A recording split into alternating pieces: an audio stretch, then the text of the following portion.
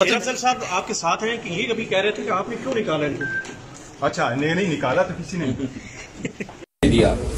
गुजारिश ये है कि जो लंदन प्लान बना था, लंदन प्लान के लोग जो है ट्रम्प के अलफ लेने की सूरत में अब ऑफिशियली यतीम हो गए हैं। हमें खान के वो अल्फाज के अल्लाह ताला की वहदानियत और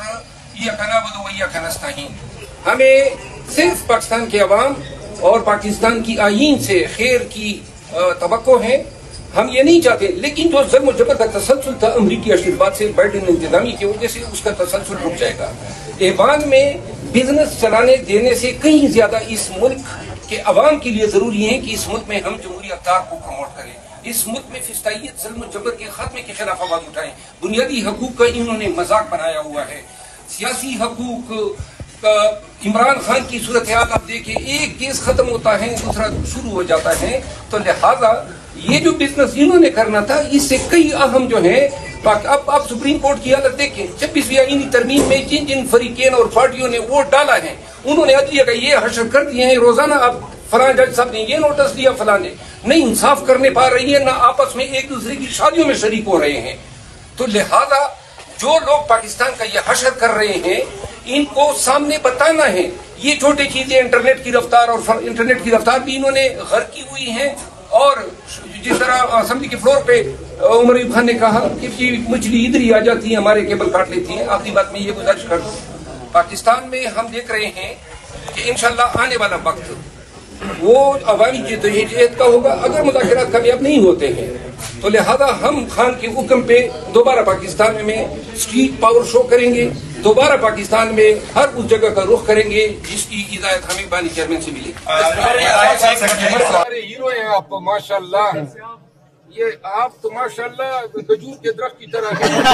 लेकिन हराया किस तरह है? इंडिया को हराया नेपाल में। वेरी गुड यार, देखो ये हमारे हीरो हैं। तो माशाल्लाह बड़े हैंडसम भी है, लंबे चौड़ाई भी है। कहाँ से ओरिजिनली? वैसे मैं सऊदी का बताऊँ, सऊदी बोल रहा हूँ। हाँ, तो वैसे पिंडी से ही। अच्छा वैसे पिंडी थी, असली पिंडी नहीं, असली पिंडी से। तो आपने किसको हराया? ये सब डेढ़ साल की खरीद तो नहीं की पिंडी? नहीं, ये बताओ किसको हराया? सिंगम दुबे। हाँ, सिंगम दुबे। सिंगम डूबे या डूब? अच्छा, तो वो कितने राउंड का गेम था? इसमें राउंड्स नहीं थे, इसमें मैच था 15 मिनट का। Freestyle? जी। अच्छा, तो कितनी मिनट के बाद हार गए? 15 मिनट के बाद। 15 मिनट का मैच था, 15 मिनट के बाद हार गए। लास्ट मोमेंट में। चलिए यार, खुश हमदीद, आपको फख्र है आप जैसे लोग जो मुल्क का नाम किसी न किसी फील्ड में रोशन रखते हैं। करना चाहेंगे आप शेर अफजल मरवत साहब को?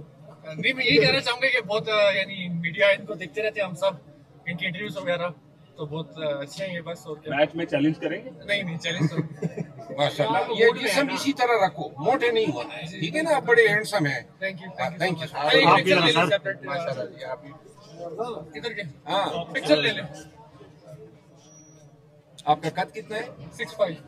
माशाल्लाह माशाल्लाह। आपका 6'3" है। अच्छा 6'2" है। बस थोड़ा सा कोई नहीं, बड़े हो जाएंगे। अभी मेरे और बहुत बड़े लेवल में मैचेस आ रहे हैं। अच्छा। Vietnam, Malaysia, Thailand, America. इंशाल्लाह मैं आप सबको प्राउड करता रहूंगा इसी तरह। इंशाल्लाह एक हुनर आप गोर सनाउल्लाह मस्ती खेल से भी सीख ले, जिस पर कोई बस न चले ना मुखालिफ पे, तो उसी जगह हाथ डालो जो सनाउल्लाह मस्ती खेल नहीं। मैं अगर खान साहब बिलफल निकाल भी देते हैं, मैं तंग आ गया हूँ ये रोजाना के शौकातों से। एक मिनट यार, ये बात तो खत्म कर।